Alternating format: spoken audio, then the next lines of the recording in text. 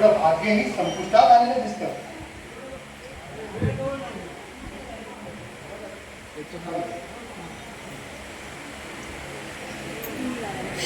माझ्याशी असत्य भाषण करण्याची तुझी हिंमत दिसत नाही, पण तुझी वाणी असत्य ठरती तर मला फार फार सुख झालं असतं.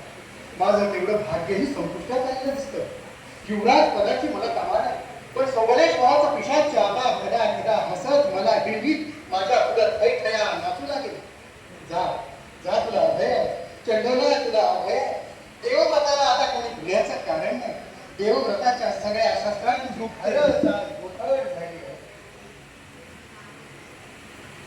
त्याला पुत्रापाशी प्रकट करता येऊ नये असे शल्य, हेच ते लंपट शल्य.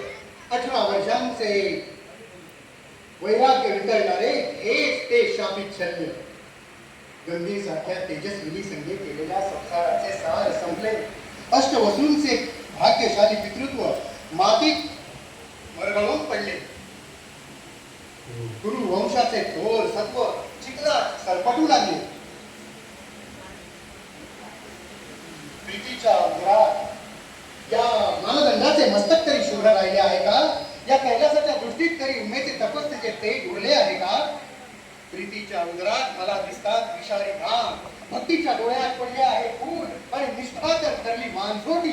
उरले आहे फक्त एकच, विश्वाला व्यापून राहणारे वासने वळवळणारे शल्य. आता गंगेवर सप्तर्षींची दाढी झाली आहे आणि इथे मातीत मातले आहे फक्त एकच वकवकलेले शल्य. रुपे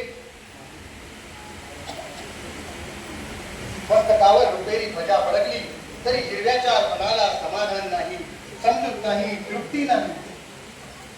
सृष्टीचे व्यापारच पालटल्यासारखे दिसतात. काळ असा आलेला दिसतो की यापुढे पुत्राने पित्याचे लग्न लावून द्यावे आणि माता पित्यांची मुले मांडीवर ठेवी उर्वरित आयुष्य घालवावे. वृद्धांचे दोहत पुरवण्यासाठी कोवळ्या कुमारांनी वानप्रस्थाश्रम पत्करावा आणि कुमारिकांनी फुले वेचून माता पित्यांचे शर्यागार सजवावे. आई गंगामाई, माते तेही केले असते. तुझ्यासारख्या तेजस्विनीचे पाय या राजगृहाला लागणार असते तर हा देवव्रत बालकाच्या पावलांनी मातेच्या स्वागतासाठी धावला असता. पण ती धुवर कन्या माझी माता नाही. नाही माते सांग, मी कोणती तपस्या करू म्हणजे या एका बुभुक्षित मनाला तरी मुक्ती मिळेल? सांग मी कोणती दिव्य आचरू म्हणजे भोग भोगून भटायला गेलेल्या या एका उपाशी पोटाची तरी भूक भागेल. माते, तुझ्या प्रसन्न प्रवाहात आकंठ म्हणून देखील सम्राटांचा कंठशोष काही संपला नाही. सांग आता मी कोणत्या बलिदानाला सिद्ध होऊ म्हणजे या त्यांच्या तृष्णेला तरी तृष्णा मिळेल?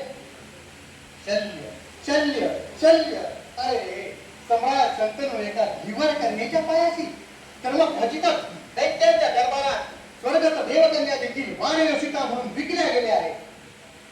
युवराजांचे कुशल असे. महाराजांच्या दुःखाचे आणि दुखण्याचे कारण सापडले. काय सांगता का युवराज?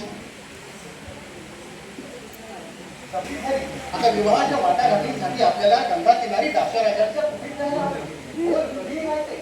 युवराज, सम्राटांचा विवाह छे वेड्या, त्यात तुला आश्चर्य वाटण्यासाठी काय घडले?